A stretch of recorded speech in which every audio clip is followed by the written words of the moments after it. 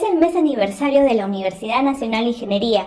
Este 2020 se cumplen 144 años desde su fundación en 1876. En la actualidad, la UNI tiene 12.000 estudiantes en sus 11 facultades y 26 especialidades en un gran campus de más de 60 hectáreas. Para hablar de la historia de la UNI es necesario remontarnos a los propios orígenes de la formación escolarizada en ingeniería en el Perú. Antes de eso, no era posible estudiar ingeniería en ninguna institución del Perú.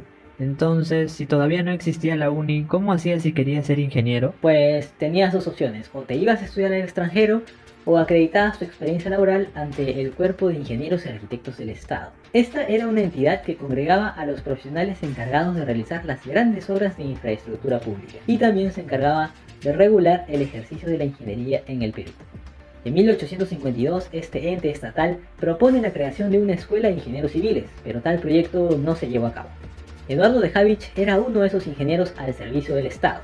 Proveniente de Polonia y con estudios en Francia, llegó al Perú en el año de 1869. 6 años después, se le encargó la misión de fundar una escuela de minas, para lo cual fue enviado hasta Europa, en busca de profesores, materiales de enseñanza y un programa de estudios. Por aquel entonces gobernaba Manuel Parr, quien estaba convencido que la educación de calidad era el medio para alcanzar el desarrollo. Existía también la necesidad de contar con ingenieros peruanos que contribuyan a la modernización del país. Es en ese clima que se gesta el Reglamento General de Instrucción, lo que en buena cuenta viene a ser la primera ley de educación republicana.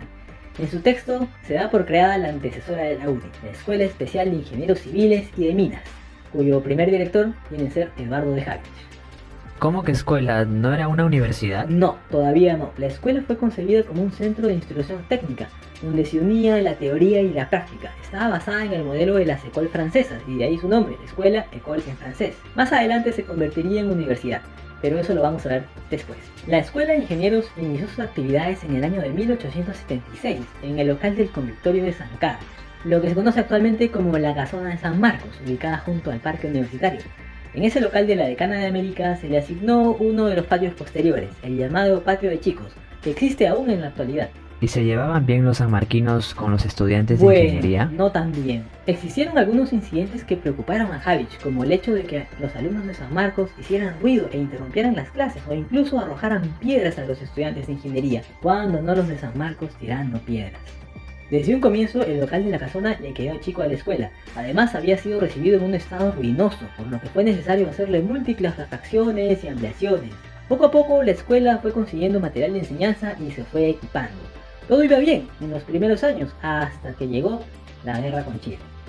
En 1881, el ejército chileno ocupó Lima y utilizó el local de la escuela como cuartel, permaneciendo ahí por casi 3 años. La escuela se quedó literalmente en la calle y no hubiera tenido dónde continuar sus actividades de no ser por la generosidad de uno de sus profesores, José Granda, quien prestó las instalaciones de su colegio secundario, el Instituto Científico, para poder continuar con las actividades.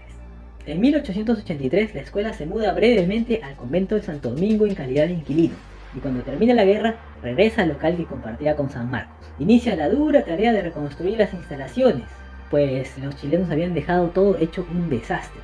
Además, tenían que volver a equiparse, puesto que ellos se lo habían llevado todo. La necesidad de contar con un local propio se hace imperativa. Finalmente, en el año de 1890, la escuela se mudó a un local propio. Este se encontraba en el cruce de la avenida Tacna con el Jirón Callao, y se trataba de un edificio bastante antiguo, que antes había funcionado como hospital, museo e incluso como comisaría.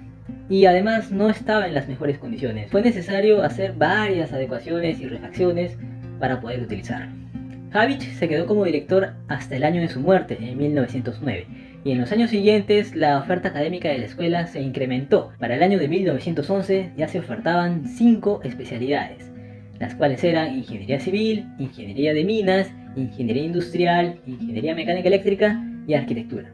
En 1924 ingresó la primera mujer a la escuela, Doris Clark, quien estudió arquitectura. Desde entonces el número de mujeres se ha incrementado, pero sigue siendo aún bastante bajo, tan solo el 15% de la población estudiantil.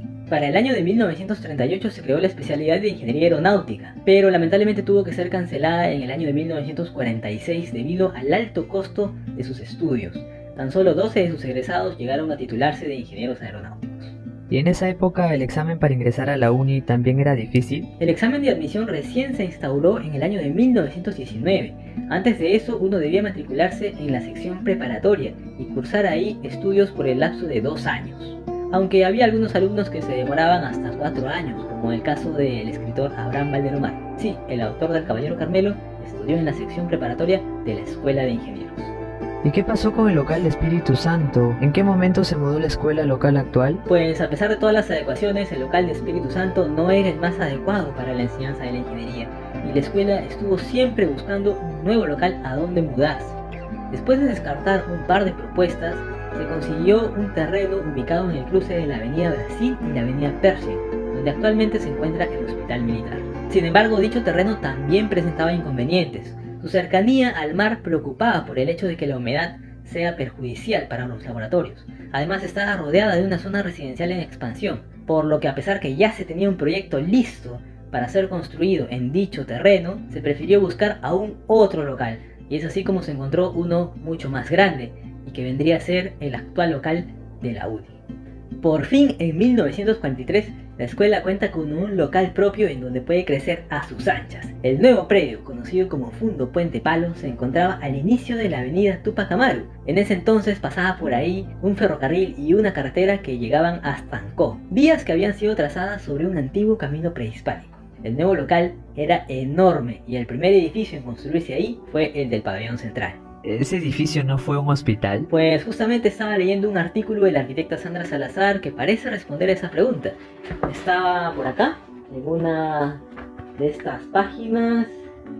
No, ¿sabes qué? Mejor, ¿por qué no le preguntamos a ella misma? Sandra, ¿es verdad que el pabellón central funcionó como un hospital?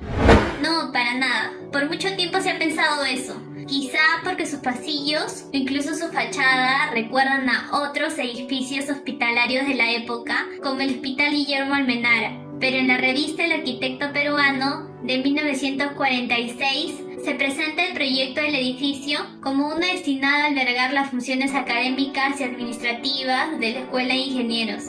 En ninguna parte lo que he investigado dice que haya sido un hospital. Además, el pabellón central fue diseñado por el arquitecto Roberto Hackelford y es un hermoso ejemplo de la arquitectura Art Deco, estilo que marca una transición entre la arquitectura academicista y moderna. La imagen del edificio es inconfundible y hasta el día de hoy todos la asociamos a la propia imagen de la UNI. Exactamente. Poco a poco la UNI se fue mudando al nuevo local. El único inconveniente del Fundo Puente Palo era que estaba algo lejos de la ciudad, por lo tanto no había transporte público para llegar hasta ahí. Fue así que la escuela puso a disposición de los estudiantes 2 camionetas para poder transportarlos desde el centro de Lima hasta la nueva sede. O sea que esa fue la primera burra Así de la es, uni. ese fue el origen del bus universitario.